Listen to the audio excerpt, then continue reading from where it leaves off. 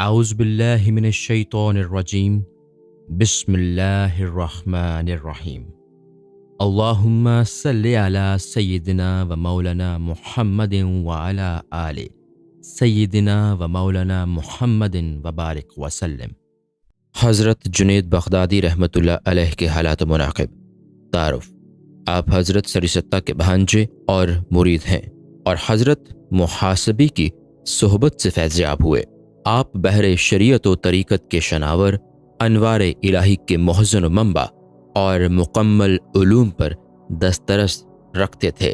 اسی وجہ سے اہل زمانہ نے آپ کو شیخ الشیوخ، زاہد کامل اور علم و عمل کا سرچشمہ تسلیم کر لیا تھا، اور آپ کو سید الطائفہ، لسان القوم، طاؤس العلماء اور سلطان المحققین کے خطاب سے نوازا تھا، اور اکثر صوفیہ کرام نے آپ کا راستہ اختیار کیا، لیکن ان تمام اوصاف کے باوجود بغض و عناد رکھنے والوں نے آپ کو زندیق و کافر تک بھی کہہ ڈالا۔ حالات: کسی شخص نے حضرت سریستہ سے سوال کیا کہ کیا کبھی مرید کا درجہ مرشد سے بھی بلند ہو جاتا ہے؟ فرمایا، بے شک جس طرح جنید میرا مرید ہے لیکن مراتب میں مجھ سے زیادہ ہے۔ حضرت سہل تستری سے روایت ہے کہ گو حضرت جنید کا مرتبہ سب سے عرفہ و اعلیٰ ہے، لیکن آپ صرف حضرت آدم کی طرح عبادت تو کرتے تھے مگر راہ طریقت کی مشقت برداشت نہ کر سکتے تھے۔ حضرت مصنف فرماتے ہیں، حضرت سہل کا یہ قول ایک ایسا راز ہے جو ہماری فہم سے بالاتر ہے، اور ادب کا یہ تقاضا ہے کہ ہم دونوں بزرگوں میں سے کسی کی شان میں گستاخی کے مرتکب نہ ہوں۔ بچپن ہی سے آپ کو بلند مدارج حاصل ہوتے رہے۔ ایک مرتبہ مکتب سے واپسی پر دیکھا کہ آپ کے والد برسرے راہ رو رہے ہیں۔ آپ نے وجہ پوچھی تو فرمایا کہ میرے رونے کا سبب یہ ہے کہ آج میں تمہارے ماموں کو مال زکوٰۃ میں سے کچھ درہم بھیجے تھے، لیکن انہوں نے لینے سے انکار کر دیا، اور آج مجھے یہ احساس ہو رہا ہے کہ میں نے اپنی زندگی ایسے مال کے حصول میں صرف کر دی جس کو خدا کے دوست بھی پسند نہیں کرتے۔ چنانچہ حضرت جنید نے اپنے والد سے وہ درہم لے کر اپنے ماموں کے یہاں پہنچ کر آواز دی، اور جب اندر سے پوچھا گیا کہ کون ہے تو آپ نے عرض کیا کہ جنید آپ کے لیے زکوٰۃ کی رقم لے کر آیا ہے، لیکن انہوں نے پھر انکار کر دیا، جس پر حضرت جنید نے کہا کہ قسم ہے اس ذات کی جس نے آپ کے اوپر فضل اور میرے والد کے ساتھ عدل کیا، اب آپ کو اختیار ہے کہ یہ رقم لیں یا نہ لیں، کیونکہ میرے والد کے لیے جو حکم تھا کہ حقدار کو زکوٰۃ پیش کرو وہ انہوں نے پورا کر دیا۔ یہ بات سن کر حضرت سری نے دروازہ کھول کر فرمایا کہ رقم سے پہلے میں تجھے قبول کرتا ہوں۔ چنانچہ اسی دن سے آپ ان کی خدمت میں رہنے لگے، اور 7 سال کی عمر میں انہی کے ہمراہ مکہ معظمہ پہنچے۔ وہاں 4 صوفیہ کرام میں شکر کے مسئلہ پر بحث چھڑی ہوئی تھی، اور جب سب شکر کی تعریف بیان کر چکے تو آپ کے ماموں نے آپ کو شکر کی تعریف بیان کرنے کا حکم دیا۔ چنانچہ آپ نے کچھ دیر سر جھکائے رکھنے کے بعد فرمایا کہ شکر کی تعریف یہ ہے کہ جب اللہ تعالیٰ نعمت عطا کرے تو اس کی نعمت کی وجہ سے منعم کی نافرمانی کبھی نہ کرے۔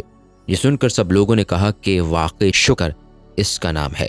پھر آپ نے بغداد واپس آ کر آئینہ سازی کی دکان قائم کر لی، اور ایک پردہ ڈال کر 400 رکعت نماز یومیہ اسی دکان میں ادا کرتے رہے، اور کچھ عرصہ کے بعد دکان کو خیر آباد کہہ کر حضرت سریستہ کے مکان کے ایک حجرے میں گوشہ نشین ہو گئے، اور 30 سال تک عشاء کے وضو سے فجر کی نماز ادا کرتے اور رات بھر عبادت میں مشغول رہتے تھے۔ 40 سال کے بعد یہ خیال ہو گیا کہ اب میں معراج کمال تک پہنچ گیا ہوں۔ چنانچہ غیب سے ندا آئی کہ اے جنید، اب وہ وقت آ پہنچا ہے کہ تیرے گلے میں زنار ڈال دی جائے۔ آپ نے عرض کیا کہ اے باری تعالیٰ، مجھ سے کیا قصور سرزد ہوا ہے؟ جواب ملا کہ تیرا وجود ابھی تک باقی ہے۔ یہ سن کر آپ نے سرد آہ بھرتے ہوئے کہا کہ جو بندہ وصال کا اہل ثابت نہ ہو سکا اس کی تمام نیکیاں داخل معصیت ہو گئیں۔ اس کے بعد آپ کو فتنہ پردرازوں نے سخت سست بھی کہا اور خلیفہ سے بھی آپ کی شکایتیں کی، لیکن خلیفہ نے کہا کہ جب تک ان کے خلاف یہ جرم ثابت نہ ہو جائے کہ ان کی وجہ سے لوگ فتنہ و فساد میں مبتلا ہوتے ہیں، سزا دینا قرین قیاس نہیں۔ پھر ایک مرتبہ خلیفہ نے بغرض امتحان ایک حسین و جمیل قنیص کو لباس و زیورات سے مرشا کر کے یہ ہدایت کر دی کہ ان کے سامنے پہنچ کر نقاب الٹ کر یہ کہنا کہ میں ایک امیر زادی ہوں۔ اگر آپ میرے ساتھ ہم بستر ہو جائیں تو میں آپ کو دولت سے نواز دوں گی۔ اور واقعے کی نوعیت معلوم کرنے کے لیے اس کنیز کے ہمراہ ایک غلام کو بھی بھیج دیا، اور جب اس کنیز نے خلیفہ کی ہدایت کے مطابق آپ کے سامنے اظہار مدعا کیا تو آپ نے سر جھکا کر ایک ایسی سرد آہ کھینچی کہ اس کنیز نے وہیں دم توڑ دیا۔ اور جب غلام نے واپس آ کر خلیفہ سے واقعہ کی نوعیت بیان کی تو خلیفہ کو بہت صدمہ ہوا، کیونکہ وہ خود اس سے بہت محبت کرتا تھا، اور اس نے کہا کہ جو فعل میں نے ان کے ساتھ کیا تھا وہ نہ کرنا چاہیے تھا، جس کی وجہ سے مجھے یہ روز بد دیکھنا نصیب ہوا۔ پھر آپ کی خدمت میں پہنچ کر عرض کیا کہ یہ بات آپ نے کیسے گوار کی کہ ایسی محبوب ہستی کو دنیا سے رخصت کر دیا؟ آپ نے جواب دیا کہ امیر المومنین کی حیثیت سے تمہارا فرض تو مومنین کے ساتھ مہربانی کرنا ہے، لیکن مہربانی کے بجائے تم نے میری 40 سالہ عبادت کو ملیا میٹ کرنا کیسے گوارا کر لیا؟ منقول ہے کہ جب آپ کے مراتب میں اضافہ ہوتا گیا تو آپ نے وعظ و تبلیغ کو اپنا شیوا بنا لیا، اور ایک مجمع میں فرمایا کہ وعظ گوئی میں نے اپنے اختیار سے شروع نہیں کی، بلکہ 30 ابدالین کے اسرار بے حد پر یہ سلسلہ شروع کیا، اور میں نے تقریباً 200 بزرگوں کے جوتے سیدھے کیے ہیں۔ ارشادات: آپ فرمایا کرتے تھے کہ مجھے تمام مدارج صرف واقع کشی ترک کر دینا اور شب بیداری سے حاصل ہوئے۔ فرمایا کہ صوفی وہ ہے جو خدا اور رسول کی اس طرح اطاعت کرے کہ ایک ہاتھ میں قرآن ہو اور دوسرے میں حدیث۔ فرمایا کہ میرے مرشد حضرت علی کے متبعین میں سے تھے، اور جب ان کی صفات کا تذکرہ کرتے تو لوگوں میں سماعت کی سقط باقی نہ رہتی۔ فرمایا کہ حضرت علی کا یہ قول ہے کہ اللہ تعالیٰ نے مجھ کو اپنی معرفت عطا کی، اور وہ خدا ایسا یکتا ہے کہ نہ کوئی اس کا مشابہ ہو سکتا ہے، نہ اس کا تعلق کسی جن سے ہے، اور نہ اس کو مخلوق پر قیاس کیا جا سکتا ہے۔ وہ دور رہتے ہوئے بھی نزدیک ہے، اور نزدیک ہوتے ہوئے بھی دور، اور وہ ایسا برتر ہے کہ اس سے بلند شے کوئی نہیں، اور وہ کسی شے پر قائم نہیں۔ اس کی ذات ایسی ہے کہ کسی میں اس جیسے اوصاف نہیں ہیں، اور جو اس کے کلام کی تشریح یا تعویل کرتا ہے وہ ملحد ہے، اور سب سے زیادہ فہم وہ ہے جو اس کی ذات کو سمجھ لے۔ پھر حضرت علی نے فرمایا کہ 10,000 سچے مریدین کے ہمراہ مجھ کو بحر معرفت میں غرق کیا، اور دوبارہ ابھار کر فلق ادارت کا مہر درخشاں بنایا، اور اگر مجھے 1000 سال کی عمر موافقت بھی عطا کر دی جائے، جب بھی اس کی عبادت میں لمحہ بھر کے لیے ذرہ برابر بھی کمی نہ کروں گا۔ ارشاد فرمایا کہ مخلوق کی معصیت کاری میرے لیے یوں وجہ عصیت ہے کہ میں مخلوق کو اپنا اسا تصور کرتا ہوں، کیونکہ مومنین ذات واحد کی طرح ہیں۔ اس لیے حضور اکرم صلی اللہ علیہ وسلم نے فرمایا کہ جتنی اذیت مجھے ہوئی اتنی کسی نبی کو نہیں ہوئی۔ فرمایا کہ عرصہ دراز تک ان معصیت کاروں کی حالت پر نوحہ خواہاں رہا، لیکن اب مجھے نہ اپنی خبر ہے نہ عرض سماخی۔ فرمایا کہ 10 سال تک قلب نے میرا تحفظ کیا، اور 10 سال تک میں نے اس کی حفاظت کی، لیکن اب یہ کیفیت ہے کہ نہ مجھے دل کا حال معلوم ہے نہ دل کو میرا۔ فرمایا کہ مخلوق اس بات سے بے خبر ہے کہ 20 سال سے اللہ تعالیٰ میری زبان سے کلام کرتا ہے، اور میرا وجود درمیان سے ختم ہو چکا ہے۔ فرمایا کہ 20 سال سے صرف ظاہری تصوف بیان کرتا ہوں، کیونکہ اس کے نقاط بیان کرنے کی مجھے اجازت نہیں۔ فرمایا کہ اگر محشر میں خدا تعالیٰ مجھے دیدار کا حکم دے گا تو میں عرض کروں گا کہ چنانچہ آنکھ غیر ہیں، اور میں غیر کے ذریعہ دوست کا مشاہدہ نہیں کرنا چاہتا۔ فرمایا کہ جب میں اس حقیقت سے آگاہ ہوا کہ کلام وہ ہے جو قلب سے ہو، تو میں نے 30 سال کی نمازوں کا اعادہ کیا۔ اس کے بعد 30 سال تک یہ التزام کیا کہ جس وقت بھی نماز کے اندر دنیا کا خیال آ جاتا تو وہ دوبارہ نماز ادا کرتا، اور اگر آخرت کا تصور آ جاتا تو سجدہ سہو کرتا۔ فرمایا کہ ایک مرتبہ میں نے ارادت مندوں سے کہا کہ اگر فرض نماز کے سوا نوافل بھی تمہیں نصیحت کرنے سے بہتر ہوتے تو میں ہرگز تمہیں نصیحت نہ کرتا۔ آپ صائم الدہر تھے، لیکن مہمان کی آمد پر روزہ نہ رکھتے، اور فرماتے کہ مسلمان بھائیوں کی موافقت بھی روزے سے کم نہیں۔ آپ کے اوپر حضرت ابو بکر قصائی کے مابین تصوف کے 1000 مسائل پر مراسلت ہوئی، اور ابو بکر قصائی نے انتقال کے وقت یہ وصیت فرمائی کہ ان مسائل کو میرے ساتھ ہی دفن کر دیا جائے، لیکن آپ نے فرمایا کہ دوسروں کے ہاتھوں میں پہنچنے سے بہتر یہی ہے کہ یہ مسائل ہم دونوں کے قلوب ہی میں رہ جائیں۔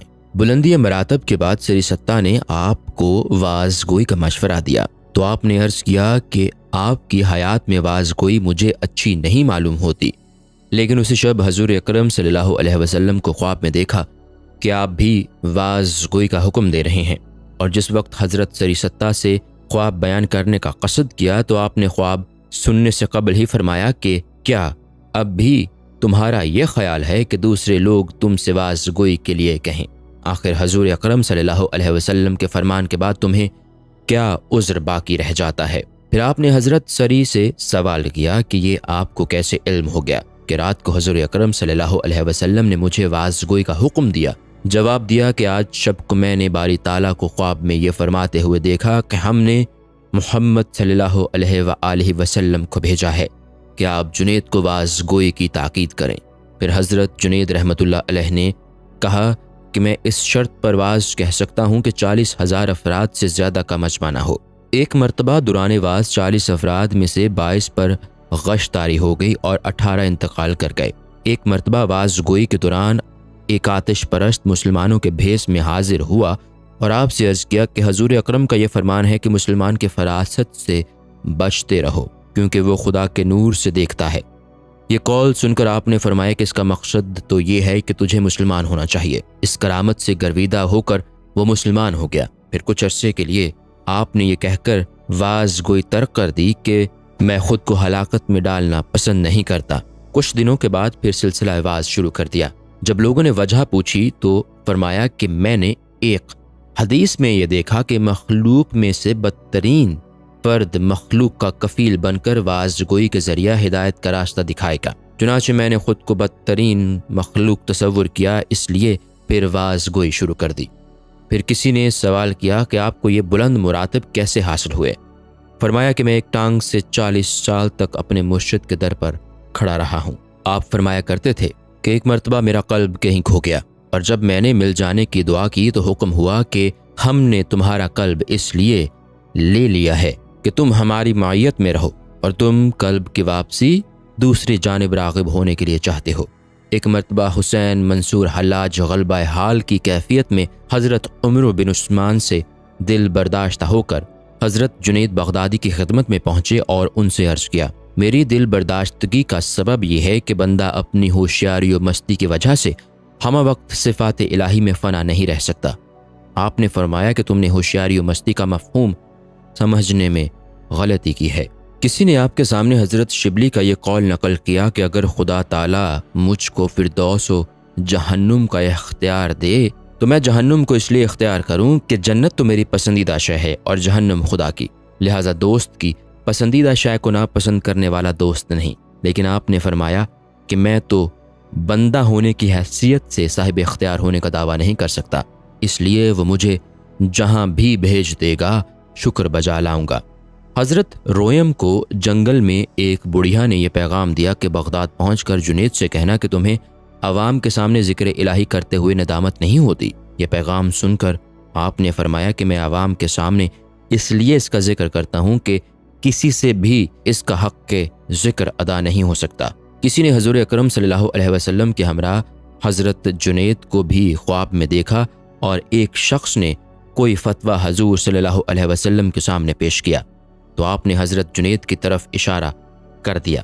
اس نے کہا کہ جب حضور صلی اللہ علیہ وسلم خود تشریف فرما ہے تو دوسرے کی کیا ضرورت ہے؟ حضور صلی اللہ علیہ وسلم نے فرمایا کہ ہر نبی کو اپنی امت پر فخر ہے، لیکن مجھے اپنی امت میں جنید پر اس سے بھی زیادہ فخر ہے۔ حضرت جنید بن نصر بیان کرتے ہیں کہ آپ نے 1 درہم دے کر انجیر و روغن زیتون خرید لانے کا حکم دیا اور افطار کے وقت انجیر منہ میں رکھ کر فوراً نکال کر پھینک دیا، اور جب میں نے وجہ پوچھی تو فرمایا کہ مجھے یہ ندا آئی کہ اے بے حیا، جس شے کو تو نے ہماری یاد میں چھوڑ دیا تھا پھر اس کی جانب متوجہ ہو گیا۔ کسی درویش کی عیادت کے لیے تشریف لے گئے تو وہ مصروف گریہ تھا۔ آپ نے سوال کیا کہ کس کی ادا کردہ اذیت پر گریہ کنا ہے اور کس سے اس کی شکایت کرنا چاہتا ہے؟ درویش یہ سن کر ساکت ہو گیا تو آپ نے پھر پوچھا کہ خیر کا تعلق کس سے ہے، اور اس نے عرض کیا کہ نہ رونے کی اجازت ہے نہ صبر کی قوت۔ حالت درد میں ایک مرتبہ سورہ فاتحہ پڑھ کر اپنے پاؤں پر دم کر لی تو ندا آئی کہ تجھے نادم ہونا چاہیے کہ اپنے نفس کی خاطر ہمارے کلام کو استعمال کرتا ہے۔ ایک مرتبہ آپ آشوب چشم میں مبتلا ہوئے تو ایک آتش پرست طبیب نے آنکھوں پر پانی نہ لگنے کی ہدایت کی، لیکن آپ نے فرمایا کہ وضو کرنا تو میرے لیے ضروری ہے، اور طبیب کے جانے کے بعد وضو کر کے نماز عشاء ادا فرما کر سو گئے۔ صبح کو بیدار ہوئے تو درد چشم ختم ہو چکا تھا، اور یہ ندا آئی کہ چونکہ تم نے ہماری عبادت کی وجہ سے آنکھوں کی پرواہ نہیں کی، اس لیے ہم نے تمہاری تکلیف ختم کر دی۔ اور طبیب نے جب سوال کیا کہ ایک ہی شب میں آپ کی آنکھیں کس طرح اچھی ہو گئیں تو فرمایا کہ وضو کرنے سے۔ یہ سن کر اس نے کہا کہ در حقیقت میں مریض تھا اور آپ طبیب، یہ کہہ کر مسلمان ہو گیا۔ کسی بزرگ نے ابلیس کو فرار ہوتے دیکھا، اور وہ بزرگ جب آپ کے پاس پہنچے تو آپ کو بہت غضبناک حالت میں پایا۔ چنانچہ ان بزرگ نے کہا کہ غصہ تھوک دیجئے، کیونکہ غصہ کی حالت میں شیطان غالب آ جاتا ہے۔ اس کے بعد جب راستہ کا واقعہ بیان کیا تو آپ نے فرمایا کہ ابلیس میرے غصہ سے بھاگتا ہے، کیونکہ دوسرے لوگ تو اپنے نفس کی خاطر غصہ کرتے ہیں۔ پھر فرمایا کہ اگر خدا نے ابلیس سے پناہ مانگنے کا حکم نہ دیا ہوتا تو میں کبھی اس سے پناہ نہ طلب کرتا۔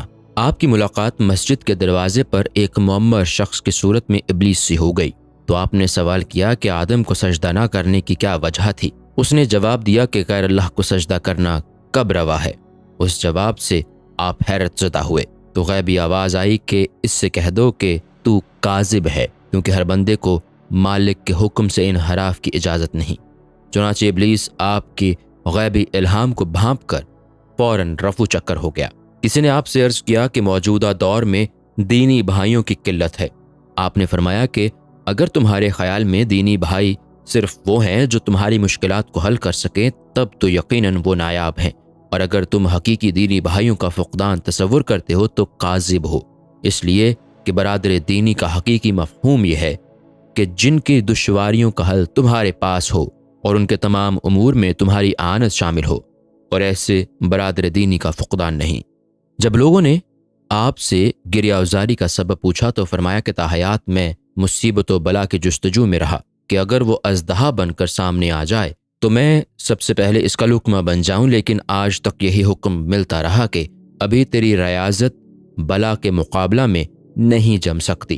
کسی نے عرض کیا کہ ابو سعید خراز کے انتقال کے وقت ذوق و شوق میں بہت اضافہ ہو گیا تھا۔ آپ نے فرمایا کہ ایسی حالت میں ان کی موت باعث نعجب ہے، کیونکہ جب بندے کو ذوق و شوق کا یہ انتہائی مقام حاصل ہو جاتا ہے تو وہ سب کچھ فراموش کر دیتا ہے، اور ایسے ہی اہل مراتب کو خدا اپنا دوست رکھتا ہے، اور ایسے ہی بندے خدا پر فخر کرتے ہیں، اور اسی کی دوستی میں ایسے گم ہو جاتے ہیں کہ ان سے ایسے اقوال صادر ہونے لگتے ہیں جو عوام کے ذہن و فکر سے بعید ہوتے ہیں، اور عوام ان اقوال کو معیوب تصور کرنے لگتے ہیں۔ ابن شریح سے لوگوں نے سوال کیا کہ کیا جنید بغدادی کا کلام ان کے علم کے مطابق ہوتا ہے؟ انہوں نے جواب دیا کہ یہ تو میں نہیں جانتا، البتہ ان کی گفتگو ایسی ضرور ہوتی ہے جیسے خدا تعالیٰ ان کی زبان سے کلام کر رہا ہو، اور میرے قول کی یہ دلیل ہے کہ جب جنید توحید کو بیان کرتے ہیں تو ایسا جدید مضمون ہوتا ہے کہ ہر شخص اس کو سمجھنے سے قاصر ہے۔ ایک مرتبہ دوران واز کسی نے عرض کیا کہ آپ کا واز میرے فہم سے بالاتر ہے۔ آپ نے فرمایا کہ 70 سال کی عبادت قدموں کے نیچے رکھ کر سرنگوں ہو جا، اس کے بعد اگر تیری سمجھ میں نہ آئے تو یقیناً میرا قصور ہوگا۔ ایک مرتبہ کسی نے دوران واز آپ کی تعریف کر دی تو فرمایا کہ حقیقت میں یہ خدا کی تعریف کر رہا ہے۔ کسی نے سوال کیا کہ قلب کو مسرت کس وقت حاصل ہوتی ہے؟ فرمایا کہ جب اللہ قلب میں ہوتا ہے۔ کسی نے 500 دینار آپ کی خدمت میں پیش کیے تو پوچھا کہ تمہارے پاس اور بھی رقم ہے؟ اس نے جب اس بات میں جواب دیا تو پوچھا کہ مزید مال کی بھی حاجت ہے؟ اس نے کہا ہاں۔ آپ نے فرمایا کہ اپنے 500 دینار واپس لے جا، کیونکہ تو اس کے لیے مجھ سے زیادہ حاجت مند ہے، اور میرے پاس کچھ بھی نہیں ہے لیکن مجھے حاجت نہیں، اور تیرے پاس مزید رقم موجود ہے پھر بھی تو محتاج ہے۔ کسی سائل نے آپ سے سوال کیا تو آپ کو یہ خیال پیدا ہوا کہ جب یہ شخص مزدوری کر سکتا ہے تو اس کو سوال کرنا جائز نہیں، لیکن اسی شب خواب دیکھا کہ سر پوش سے ڈھکا ہوا ایک برتن آپ کے سامنے رکھا ہوا ہے اور حکم دیا جا رہا ہے کہ اس کو کھا لو۔ چنانچہ جس وقت آپ نے کھول کر دیکھا تو وہی سائل مردہ پڑا ہوا ہے۔ آپ نے فرمایا کہ میں تو مردار خوار نہیں ہوں۔ حکم ہوا کہ پھر دن میں اس کو کیوں کھایا تھا؟ آپ کو خیال آ گیا کہ میں نے غیبت کی تھی اور یہ اسی جرم کی سزا ہے۔ آپ فرمایا کرتے تھے کہ اخلاص کی تعلیم میں نے حجام سے حاصل کی ہے، اور واقع اس طرح پیش آیا کہ مکہ معظمہ میں قیام کے دوران ایک حجام کسی دولت مند کی حجامت بنا رہا تھا، تو میں نے اس سے کہا کہ خدا کے لیے میری حجامت بنا دے۔ اس نے فوراً اس دولت مند کی حجامت چھوڑ کر میرے بال کاٹنے شروع کر دیے، اور حجامت بنانے کے بعد ایک کاغذ کی پڑیا میرے ہاتھ میں دے دی جس میں کچھ ریزگاری لپٹی ہوئی تھی، اور مجھ سے کہا کہ آپ اس کو اپنے خرچ میں لائیں۔ وہ پڑیا لے کر میں نے یہ نیت کر لی کہ اب پہلے مجھے جو کچھ دستیاب ہوگا وہ بھی حجام کی نظر کر دوں گا۔ چنانچہ کچھ عرصہ کے بعد ایک شخص نے بصرہ میں اشرافیوں سے لبریز تھیلی مجھ کو پیش کی۔ وہ لے کر جب حجام کے پاس پہنچا تو اس نے کہا کہ میں نے تو تمہاری خدمت صرف خدا کے لیے کی تھی، اور تم بے حیا بن کر مجھے تھیلی پیش کرنے آئے ہو۔ کیا تمہیں اس کا علم نہیں کہ خدا کے واسطے کام کرنے والا کسی سے معاوضہ نہیں لیتا؟ ایک رات آپ کا عبادت سے دل اچاٹ ہو گیا، چنانچہ آپ باہر نکلے تو دیکھا کہ دروازے پر ایک آدمی کمبل لپیٹے بیٹھا ہوا ہے۔ آپ نے اس کو دیکھتے ہی فرمایا کہ عبادت سے دل اچاٹ ہونے کی وجہ سے شاید تمہارا انتظار کرنا ہے۔ اس نے عرض کیا کہ نفس کا کیا علاج ہے؟ آپ نے فرمایا کہ نفس کی مخالفت اس کا واحد علاج ہے۔ یہ سن کر وہ جدھر سے آیا تھا چلا گیا، لیکن یہ معلوم نہ ہو سکا کہ وہ کون تھا۔ اس کے بعد جب آپ نے عبادت شروع کی تو دل جمی پیدا ہو چکی تھی۔ ایک مرتبہ حضرت سہل نے آپ کو تحریر کیا کہ خواب غفلت سے بچو، کیونکہ سونے والا اپنا مقصد حاصل نہیں کر سکتا۔ جیسا کہ باری تعالیٰ نے حضرت داؤد علیہ السلام کو بذریعہ وحی آگاہ فرمایا کہ جو ہماری محبت کا دعوے دار ہو کر رات میں سوتا ہے وہ کاذب ہے۔ آپ نے جواب میں تحریر کیا کہ خدا کی راہ میں بیدار رہنا ہمارا ذاتی فعل ہے، لیکن ہمارے سونے کا تعلق خدا کے فعل سے ہے جو ہمارے فعل سے بدرجہ بہتر ہے، جیسا کہ ارشاد فرمایا گیا ہے، یعنی نیند ایک بخشش ہے خدا کے جانب سے اپنے دوستوں پر۔ کسی عورت نے اپنے گم شدہ لڑکے کے مل جانے کی دعا کے لیے آپ سے عرض کیا تو فرمایا کہ صبر سے کام لو۔ یہ سن کر وہ چلی گئی اور کچھ روز صبر کرنے کے بعد پھر خدمت میں حاضر ہوئی، لیکن پھر آپ نے صبر کی تلقین فرمائی۔ وہ عورت پھر واپس ہو گئی، اور جب طاقت صبر بالکل نہ رہی تو پھر حاضر ہو کر عرض کیا کہ اب تاب صبر نہیں ہے۔ آپ نے فرمایا کہ اگر تیرا قول صحیح ہے تو جا، تیرا بیٹا تجھے مل گیا۔ چنانچہ جب وہ گھر پہنچی تو بیٹا موجود تھا۔ ایک مرتبہ چور نے آپ کا کرتا چرا لیا، اور دوسرے دن جب بازار میں آپ نے اس کو فروخت کرتے دیکھا تو خریدنے والا چور سے یہ کہہ رہا تھا کہ اگر کوئی یہ گواہی دے دے کہ یہ مال تیرا ہی ہے تو میں خرید سکتا ہوں۔ آپ نے فرمایا کہ میں واقف ہوں۔ یہ سن کر خریدار نے کرتا خرید لیا۔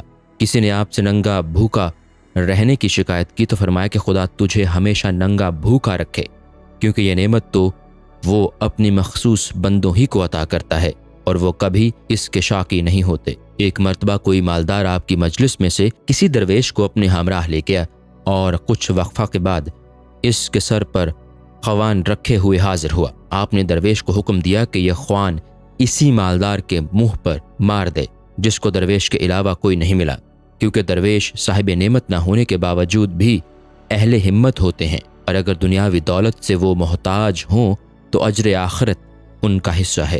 کسی ارادت مند نے اپنا تمام اثاثہ راہ خدا میں خرچ کر دیا اور صرف ایک مکان باقی رہ گیا۔ آپ نے حکم دیا کہ مکان فروخت کر کے تمام رقم دریا میں پھینک دو۔ اس نے تعمیل حکم کر کے آپ کے ساتھ رہنا شروع کر دیا، اور باوجود آپ کے دھتکارنے کے بھی ایک لمحہ کے لیے آپ سے جدا نہ ہوتا۔ آخرکار اپنے مقصد میں کامیاب ہو کر بلند مرتبہ پر پہنچا۔ ایک نوجوان پر آپ کی مجلس واعظ میں ایسی کیفیت طاری ہوئی کہ اس نے توبہ کر کے گھر پہنچ کر تمام سامان خیرات کر دیا، اور 1000 دینار آپ کو نظر کرنے کے لیے روانہ ہوا تو راستہ میں لوگوں نے کہا کہ تم ایک دیندار کو دنیا میں کیوں گرفتار کرنا چاہتے ہو؟ یہ سن کر اس نوجوان نے تمام دینار دریائے دجلہ میں پھینک دیے، اور جب آپ کی خدمت میں حاضر ہوا تو آپ نے فرمایا کہ تم میری صحبت کے اس لیے اہل نہیں ہو کہ تم نے ایک ایک کر کے جو 1000 مرتبہ دینار دریا میں پھینکے، وہ کام تو ایک مرتبہ میں بھی ہو سکتا تھا۔ کسی مرید کے قلب میں یہ وسوسہ شیطانی پیدا ہو گیا کہ اب میں کامل بزرگ ہو گیا ہوں اور مجھے صحبت مرشد کی حاجت نہیں، اور اس خیال کے تحت جب وہ گوشہ نشین ہو گیا تو رات کو خوابوں میں دیکھا کرتا کہ ملائکہ اونٹ پر سواری کر کے جنت میں سیر کرانے لے جاتے ہیں، اور جب یہ بات شہرت کو پہنچ گئی تو ایک دن آپ بھی اس کے پاس پہنچ گئے اور فرمایا کہ آج رات کو جب تم جنت میں پہنچو تو لا حول پڑھنا۔ چنانچہ اس نے جب آپ کے حکم کی تعمیل کی تو دیکھا کہ شیاطین تو فرار ہو گئے اور ان کی جگہ مردوں کی ہڈیاں پڑی ہیں۔ یہ دیکھ کر وہ تائب ہو گیا اور آپ کی صحبت اختیار کر کے یہ طے کر لیا کہ مرید کے لیے گوشہ نشینی سم قاتل ہے۔ ایک مرید بصرے میں گوشہ نشینی اختیار کیے ہوئے تھے اور اسی دوران اس کو اپنے کسی گناہ کا خیال آ گیا، جس کی وجہ سے 3 یوم تک اس کا چہرہ سیاہ رہا، اور 3 یوم کے بعد جب وہ سیاہی دور ہو گئی تو حضرت جنید کا مکتوب پہنچا کہ بارگاہ الہی میں مؤدبانہ قدم رکھنا چاہیے، کیونکہ تیرے چہرے کی سیاہی دھونے میں 3 یوم تک دھوبی کا کام کرنا پڑا۔ جنگل میں شدید گرمی کی وجہ سے کسی مرید کی نقصیر پھوٹ گئی تو اس نے آپ سے گرمی کی شکایت کی۔ آپ نے غضبناک ہو کر فرمایا کہ تم خدا کی شکایت کرتے ہو، میری نظروں سے دور ہو جاؤ اور اب کبھی میرے ساتھ نہ رہنا۔ کسی مرید سے گستاخی سرزد ہو گئی اور شرمندگی کی وجہ سے شونیزہ کی مسجد میں جا چھپا، اور جب ایک مرتبہ آپ اس کے پاس پہنچے تو وہ خوف زدہ ہو کر ایسا گرا کہ سر سے خون بہنے لگا اور ہر قطرہ خون سے اللہ کے ورد کی آواز آنے لگی۔ آپ نے فرمایا کہ یہ چیز ریا میں شامل ہے، جبکہ چھوٹے چھوٹے لڑکے تیرے جیسے ذکر میں مساوی ہیں۔ یہ سن کر وہ مرید اسی وقت تڑپ کر مر گیا، اور جب اس سے کسی نے خواب میں اس کا حال دریافت کیا تو اس نے کہا کہ برسوں گزر جانے کے بعد بھی میں دین سے بہت دور ہوں، اور جو کچھ میں سمجھتا تھا وہ سب باطل ہے۔ ایک مرید سے مؤدب ہونے کی وجہ سے آپ کو بہت انس تھا، جس کی وجہ سے دوسرے مریدین کو رشق پیدا ہو گیا کہ چنانچہ آپ نے ہر مرید کو ایک مرغ اور ایک چاقو دے کر یہ حکم دیا کہ ان کو ایسی جگہ جا کر ذبح کرو کہ کوئی دیکھ نہ سکے۔ کچھ وقفہ کے بعد تمام مریدین تو ذبح شدہ مرغ لے کر حاضر ہو گئے، لیکن وہ مرید زندہ مرغ لیے ہوئے آیا اور عرض کیا کہ مجھے کوئی جگہ ایسی نہیں ملی جہاں خدا موجود نہیں تھا۔ یہ کیفیت دیکھ کر تمام مریدین اپنے رشک سے تائب ہو گئے۔ آپ کے 8 مخصوص مریدین نے جب جہاد کا قصد کیا تو آپ بھی ان کے ساتھ کفار سے مقابلہ کے لیے روم تشریف لے گئے۔ وہاں ایک کافر کے ہاتھوں 8 مریدین نے جام شہادت پیا۔ اس وقت آپ نے دیکھا کہ 9 ہودے ہوا میں معلق ہیں اور 8 مریدین کی ارواح کو 8 ہودوں میں رکھا جا رہا ہے۔ آپ کو خیال ہوا کہ شاید 9واں ہودہ میرے لیے ہے۔ یہ خیال کر کے آپ پھر مصروف جہاد ہو گئے، لیکن جس کافر نے 8 مریدین کو شہید کیا تھا اس نے عرض کیا کہ مجھے مسلمان کر کے بغداد پہنچ کر لوگوں کو ہدایت فرما دیں کہ وہ 9واں ہودہ میرے لیے ہے۔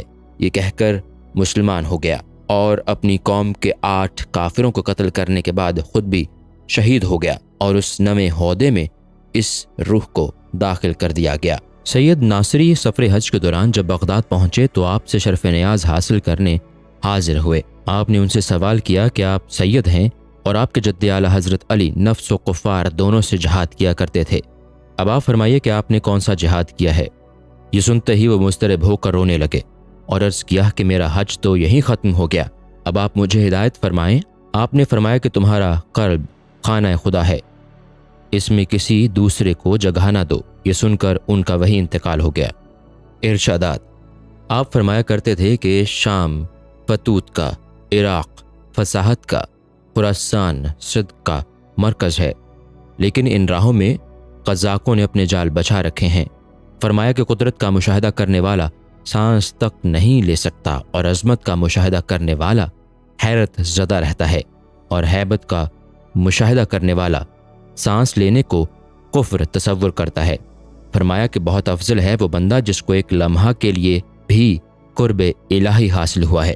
فرمایا کہ بندے بھی 2 قسم کے ہوتے ہیں، اول حق کا بندہ، دوم حقیقت کا بندہ، لیکن حق کا بندہ اس لیے افضل ہے کہ اس کو اعوذ بالرزاق من سخط تک کا مقام حاصل ہوتا ہے۔ فرمایا کہ قرآن و حدیث کی اتباع کرتے رہو، اور جو ان کا متبع نہ ہو اس کی پیروی ہرگز نہ کرو۔ فرمایا کہ وساوس شیطانی سے نفس کے وساوس اس لیے شدید ترین ہوتے ہیں کہ وساوس شیطانی تو لاحول سے دور ہو جاتے ہیں، لیکن نفس کے وساوس کا دور کرنا بہت دشوار ہوتا ہے۔ فرمایا کہ ابلیس کو عبادت کے بعد بھی مشاہدہ حاصل نہ ہو سکا، لیکن حضرت آدم نے ذلت کے باوجود مشاہدے کو قائم رکھا۔ فرمایا کہ انسان سیرت سے انسان ہوتا ہے، نہ کہ صورت سے۔ فرمایا کہ خدا کے بھید خدا کے دوستوں کے قلب میں محفوظ رہتے ہیں۔ فرمایا کہ جہنم میں جلنے سے زیادہ خدا سے غافل رہنا سخت ہے۔ فرمایا کہ فنائیت کے بغیر بقا حاصل نہیں ہو سکتی۔ فرمایا کہ ترک دنیا اور گوشہ نشینی سے ایمان بھی سالم رہتا ہے اور آسودگی بھی حاصل ہوتی ہے۔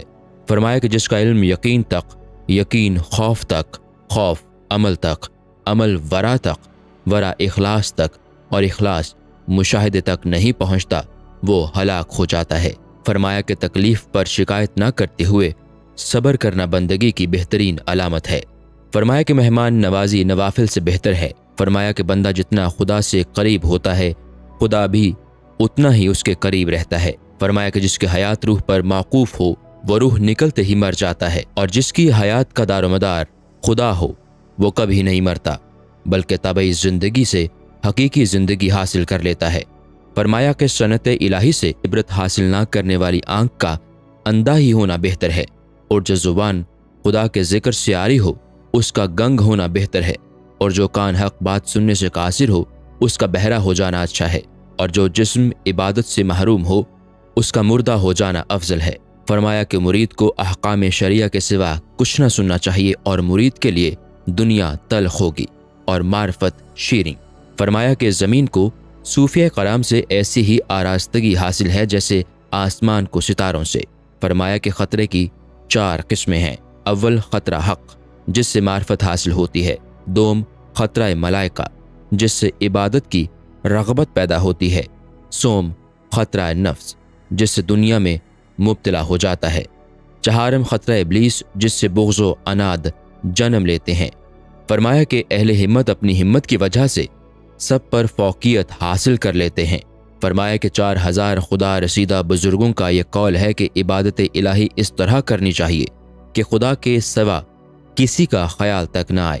فرمایا کہ تصوف کا ماخذ اصطفا ہے، اس لیے برگزیدہ ہستی ہی کو صوفی کہا جاتا ہے، اور صوفی وہ ہے جو حضرت ابراہیم سے خلیل ہونے کا درس، اور حضرت اسماعیل سے تسلیم کا درس، اور حضرت داؤد سے غم کا درس، اور حضرت ایوب سے صبر کا درس، اور حضرت موسیٰ سے شوق کا درس، اور حضور اکرم صلی اللہ علیہ وسلم سے اخلاص کا درس حاصل کرے۔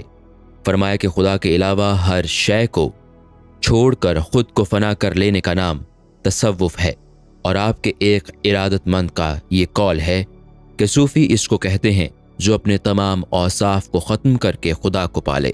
فرمایا کہ عارف سے تمام حجابات ختم کر دیے جاتے ہیں، اور عارف رموز خداوندی سے آگاہ ہوتا ہے۔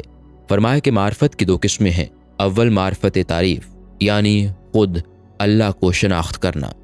دوم معرفت تصریف، یعنی اللہ اس کو پہچانے، اور خدا سے مشغولیت کا نام معرفت ہے۔ فرمایا کہ توحید خدا کو جاننے کا نام ہے، اور انتہائی توحید یہ ہے کہ جس حد تک بھی توحید کا علم ہو اس کو یہی تصور کرے کہ توحید اس سے بالا تر ہے۔ فرمایا کہ اگر محبت کا تعلق کسی شے سے قائم ہو تو اس شے کی فنائیت سے محبت بھی فنا ہو جاتی ہے، اور محبت کا حصول اس وقت تک ممکن نہیں جب تک خود کو فنا نہ کر لے، اور اہل محبت کے اکثر اقوال لوگوں کو کفر معلوم ہوتے ہیں۔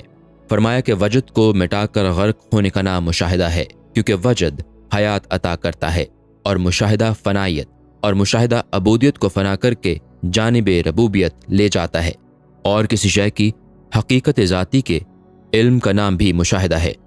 فرمایا کہ مراقبہ نام ہے تباہی پر افسوس کرنے کا، اور مراقبہ کی تعریف یہ ہے کہ غائب کا انتظار رہے، اور حیا حاضر سے ندامت کا نام ہے، اور ذکر الہی سے ایک لمحہ کی غفلت بھی 1000 سالہ عبادت سے بدتر ہے، کیونکہ ایک لمحہ کی غیر حاضری کی گستاخی کو 1000 سالہ عبادت ملیا میٹ نہیں کر سکتی۔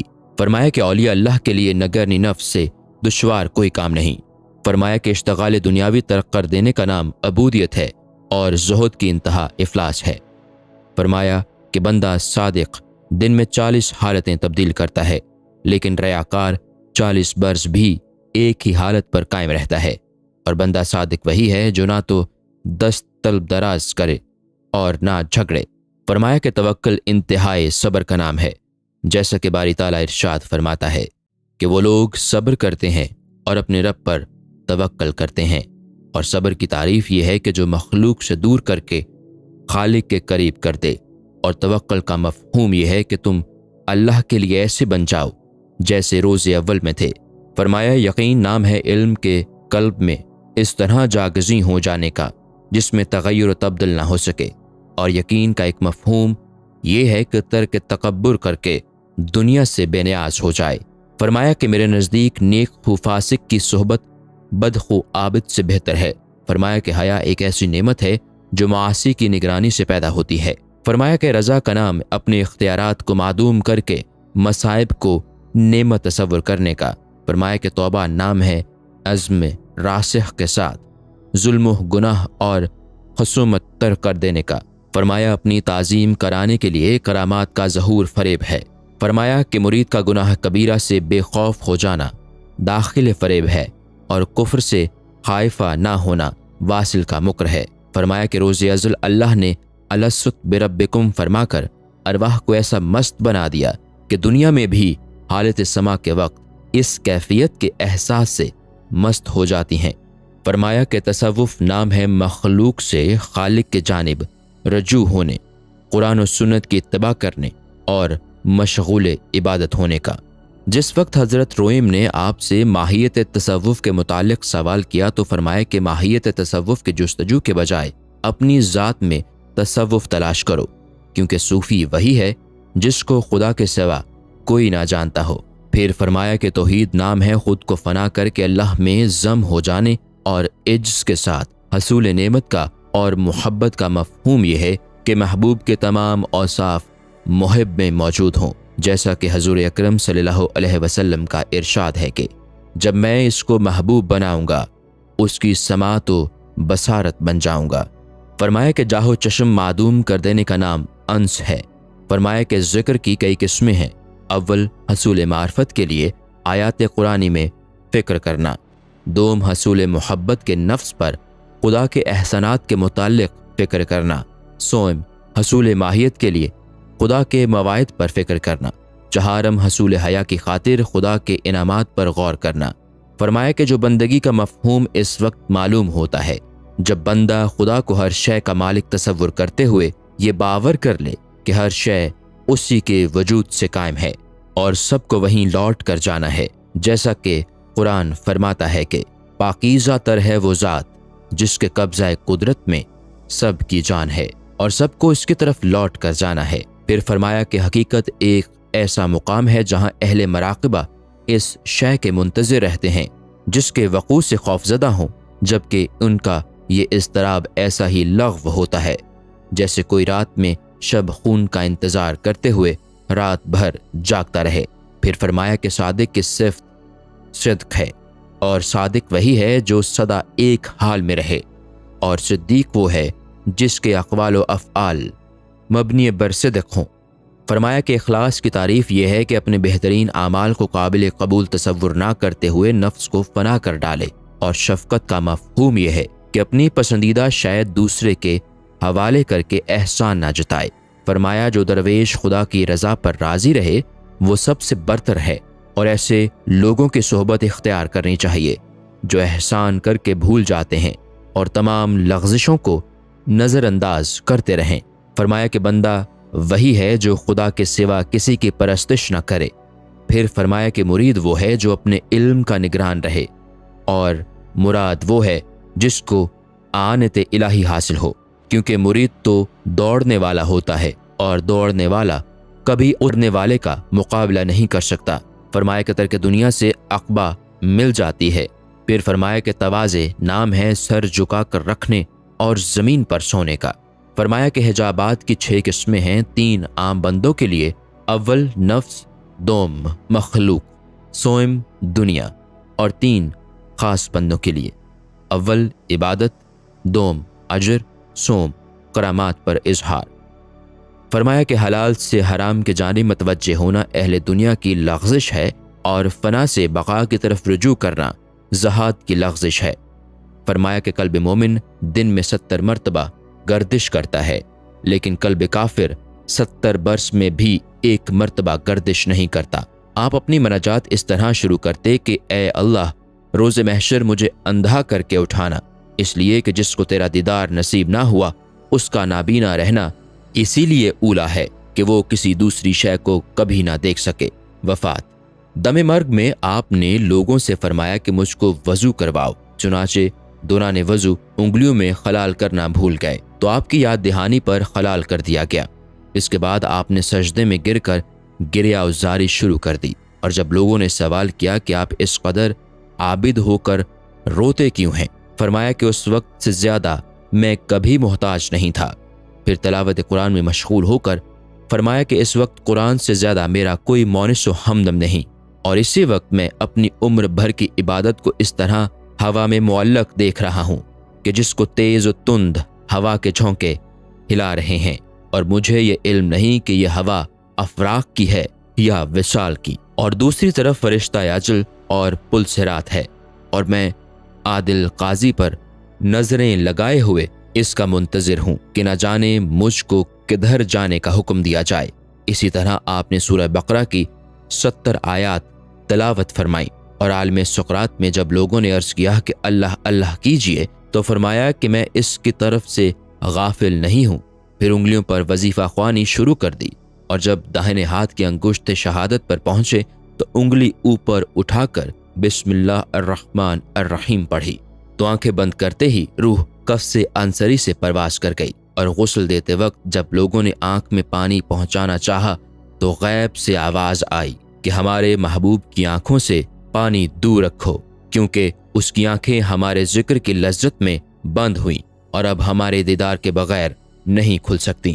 اور جب انگلیاں سیدھی کرنے کا قصد کیا تو ندا آئی کہ یہ ہاتھ ہمارے ذکر میں بند ہوا ہے اور ہمارے حکم کے بغیر نہیں کھلے گا۔ پھر جنازے کی روانگی کے وقت ایک کبوتر پلنگ کے ایک کونے پر آ کر بیٹھ گیا، اور جب اس کو اڑانے کی صحیح کی گئی تو اس نے کہا کہ میرے پنجے محبت کی میخ پر گرے ہوئے ہیں، اور آج حضرت جنید کا قالب ملائکہ کا نصیب بن گیا ہے۔ اگر تم جنازے کے ساتھ نہ ہوتے تو میت سفید باز کی طرح ہوا کے دوش پر پرواز کرتی۔ کسی بزرگ نے خواب میں آپ سے پوچھا کہ منکر نکیر کو آپ نے کیا جواب دیا؟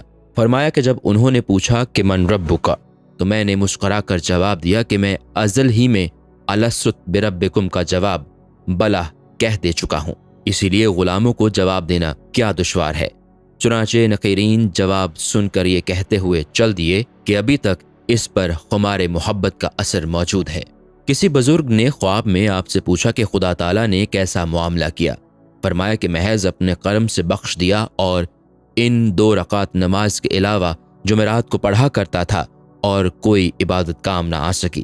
آپ کے مزار مبارک پر حضرت شبلی رحمۃ اللہ علیہ سے کوئی مسئلہ دریافت کیا گیا تو فرمایا کہ خدا رسیدہ لوگوں کی حیات و ممات دونوں مساوی ہوتی ہیں، اس لیے میں اس مزار پر کسی مسئلہ کا جواب دینے میں ندامت محسوس کرتا ہوں، کیونکہ مرنے کے بعد بھی آپ سے اتنی ہی حیا رکھتا ہوں جتنی حیات میں تھی۔